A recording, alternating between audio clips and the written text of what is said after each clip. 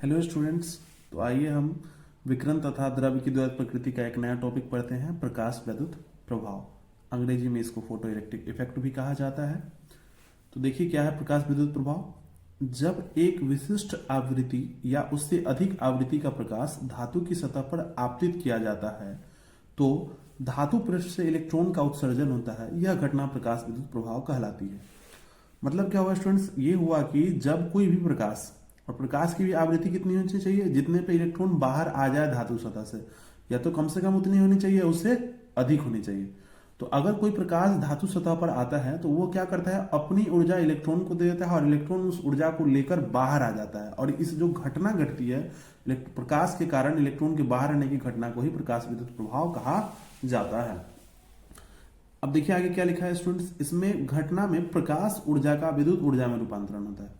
अब प्रकाश आई, इलेक्ट्रॉन निकला, और प्रकाश आने के कारण इलेक्ट्रॉन निकला, इलेक्ट्रॉन का फ्लो हुआ, इलेक्ट्रॉन बहा, इलेक्ट्रॉन के बहाव को ही विद्युत धारा कहते हैं। तो इसके कारण प्रकाश के कारण, प्रकाश ऊर्जा के कारण विद्युत धारा उत्पन्न हुआ है, इसलिए इसमें प्रकाश ऊर्जा का विद्युत ऊर्जा में रूपांतरण होता है। आगे देखिए लिखा हुआ है, प्रकाश विद्युत प्रभाव की घटना में उत्सर्जित इलेक्ट्रॉनों को प्रकाश इलेक्ट्रॉन या फोटो इलेक्ट्रॉन कहते हैं। यानी कि प्रकाश विद्युत प्रभाव में जो इलेक्ट्रॉन निकला वो किसके कारण निकला है, प्रकाश के कारण निकला है, इसलिए उसको प्रकाश इलेक्ट्रॉन नहीं तो फोटो इलेक्ट्रॉन कहा जाता है। अब देखिए आगे इसमें लिखा है, इस घटना से उत्पन्न इलेक्ट्रॉनों के प्रभाव के कारण उत्पन्न विद्युत धारा को प्रकाश विद्युत धारा कहते हैं। अब इस घटना से क्या उत्पन्न होगा, इलेक्ट्रॉन, और उस इलेक्ट्रॉन के कारण ही तो विद्युत धारा उत्पन्न हुआ, क्योंकि इलेक्ट्रॉन बहेगा तो विद्युत धारा उत्पन्न होगी, और इन विद्युत धारा को क्या कहा जाता है, प्रकाश विद्युत धारा कहते हैं। तो अब आगे हम इसमें देखेंगे कि प्रकाश विद्युत धारा का प्रायोगिक अध्ययन कैसे होता है। तो प्रकाश विद्युत धारा का प्रायोगिक अध्ययन के लिए हम एक चित्र बनाया है और चित्र के पूरा रचना को हम देखेंगे। तो इस चित्र में आप देख सकते हैं कि एक ट्यूब है, यह एक ट्यूब है, और ट्यूब में एक खिड़की लगी है जिसके ऊपर कांच फिल्टर है, प्रकाश यहां से इंटर होता है। ये प्लेट है सी और ये प्लेट ए है। इस प्लेट को प्रकाश सुग्राही उत्सर्जक प्लेट कहते हैं। यानी कि जैसे ही प्रकाश इस पर टकराएगा इलेक्ट्रॉन बाहर आ जाएगा। ये एनोड है, एनोड, ये कैथोड है, कैथोड से इलेक्ट्रॉन निकला, ये एनोड है, इसे संग्राहक प्लेट कहते हैं। इलेक्ट्रॉन यहां से इसको संग्रह करता है और बाहर भेजता है। यहाँ माइक्रोमीटर है, ये करंट को मापने का काम करता है, और ये बाहर परिपथ में आकर विद्युत धारा के रूप में बदल जाता है। यहाँ दिक् परिवर्तक है। दिक् परिवर्तक स्विच का मतलब होता है कि ये अभी कैथोड है तो ये माइनस है, एनोड है तो प्लस है। दिक् परिवर्तक है अगर ये इसके कैथोड और एनोड को बदल सकता है, यानी कि इसको एनोड बना सकता है, इसको कैथोड, जरूरत के हिसाब से दोनों की ध्रुवीयता को बदल सकता है। ये वोल्टमीटर है जो इसमें वोल्टेज को मापेगा, बैटरी है, ठीक है स्टूडेंट्स। तो ये चित्र है। अब इसके लिए हम बनावट देखेंगे। बनावट में क्या लिखा हुआ है कि चित्रानुसार सी एक प्रकाश सुग्राही फोटोसेंसिटिव उत्सर्जक प्लेट है। तो आप देख सकते हैं सी क्या है, एक फोटोसेंसिटिव उत्सर्जक प्लेट है। अगर चित्र में देखने में दिक्कत हो तो यहाँ पे भी हम देख सकते हैं कि देखिए सी एक फोटोसेंसिटिव उत्सर्जक प्लेट है। उसके बाद लिखता है कि ए धातु का एक संग्राहक प्लेट है। यहां देखिए स्टूडेंट्स, ए क्या है, एक धातु का संग्राहक प्लेट है। डब्ल्यू एक पारदर्शी खिड़की है। आप देख सकते हैं कि डब्ल्यू एक पारदर्शी खिड़की है जहां से प्रकाश आ रही है, जिसे कांच फिल्टर के द्वारा ढका गया है। तो कांच फिल्टर के द्वारा देख सकते हैं आप, यहाँ कांच फिल्टर के द्वारा ढका गया है। तो स्टूडेंट्स अभी अगले पेज में है, पेज पलटना पड़ेगा हमें। स्टूडेंट्स फिर देखते हैं हम लोग, ढका गया है। उसके बाद आप देख सकते हैं इससे होकर उपयुक्त तरंगदैर्ध्य तथा आवृत्ति वाले प्रकाश अंदर आ जा पाते हैं, अंदर जा पाते हैं। तो आप देखिए ये प्रकाश है जिसका उपयुक्त तरंगदैर्ध्य होगा वही आ पाएगा। क्यों? क्योंकि यहाँ पे क्या लगा हुआ है, एक कांच फिल्टर लगा हुआ है।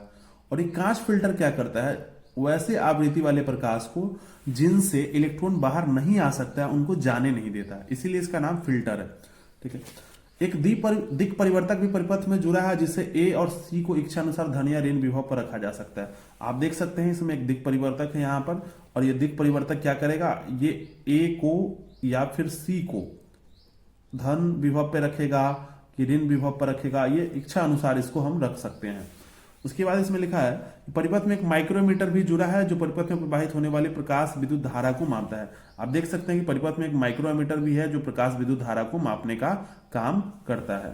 तो स्टूडेंट्स इसके हम लोग बनावट को पढ़ लिए, इसके हम लोग रचना को पढ़ लिए। अब हम लोग इसकी कार्यविधि पढ़ेंगे।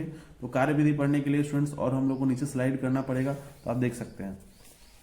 अब देखिए इसमें लिखा है कि जब विशिष्ट आवृत्ति के प्रकाश, क्या है कार्यविधि में, क्रियाविधि में, जब विशिष्ट आवृत्ति के प्रकाश को कांच फिल्टर से होते हुए प्रकाश सुग्राही प्लेट सी पर आपतित किया जाता है। देखो तो विशिष्ट आवृत्ति वाला सी पे आपतित हुआ यहाँ पे सी पर। उसके बाद है तब प्रकाश विद्युत प्रभाव के कारण ये प्लेट सी से इलेक्ट्रॉन का उत्सर्जन होता है। तो आप अब पीछे पढ़ चुके प्रकाश विद्युत प्रभाव में कि देखें ये प्रकाश आने के कारण ये प्रकाश अपनी ऊर्जा इलेक्ट्रॉन को दे देगा और ये इलेक्ट्रॉन देखिए बाहर इलेक्ट्रॉन उत्सर्जित हुआ, इलेक्ट्रॉन उत्सर्जित होता है। उसके बाद लिखा हुआ है और ये उत्सर्जित इलेक्ट्रॉन प्लेट ए संग्राहक प्लेट की ओर त्वरित होते हैं। आप देख सकते हैं स्टूडेंट्स इसमें कि जो इलेक्ट्रॉन निकला है वो संग्राहक प्लेट की ओर त्वरित हुआ, एक्सिलरेटेड हुआ, त्वरण किया किधर की ओर, संग्राहक प्लेट की ओर त्वरण किया है। इस प्रकार इलेक्ट्रॉन परिपथ में बहकर विद्युत धारा उत्पन्न करती है जिसे माइक्रोमीटर द्वारा मापा जाता है।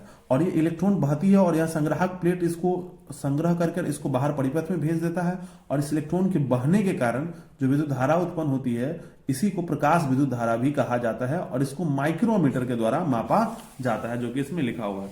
अब इसका उपयोग क्या होगा, तो इसका उपयोग होगा नोट गिनने वाली मशीन में किया जाता है। तो इसका उपयोग कहाँ किया जाता है, नोट गिनने वाली मशीन में। कैसे किया जाता है बताते हैं आपको हम। जैसे प्रकाश आएगा तो प्रकाश जब तक आता रहेगा इसमें करंट रहेगा, माइक्रोमीटर में करंट दिखाता रहेगा। अब नोट गिनने वाली मशीन जो होती है वो प्रकाश के रास्ते में गिरती है। तो एक नोट गिरेगी तो एक बार लाइट के रास्ते से होकर गिरेगी तो लाइट को कुछ देर के लिए रुक देगी, जितना देर गिरेगी उसके रास्ते से। तो लाइट का यहाँ कट होगा, यहाँ कट होगा तो यहाँ इलेक्ट्रॉन का भी निकलना कट होगा और फिर इसमें करंट कट होगा। तो जितने बार नोट गिरेगी उतने बार इसमें करंट का कट होगा माइक्रोमीटर में। तो जितना करंट कट होगा उसको गिन लिया जाता है, तो उस हिसाब से बताया जाता है कि इतने नोट्स हैं। तो स्टूडेंट्स आज का टॉपिक में बस इतना ही था। अब हम लोग अगले टॉपिक में फिर एक नया टॉपिक देखेंगे। हम लोग प्रकाश के से ही जुड़ा टॉपिक होगा। तो धन्यवाद।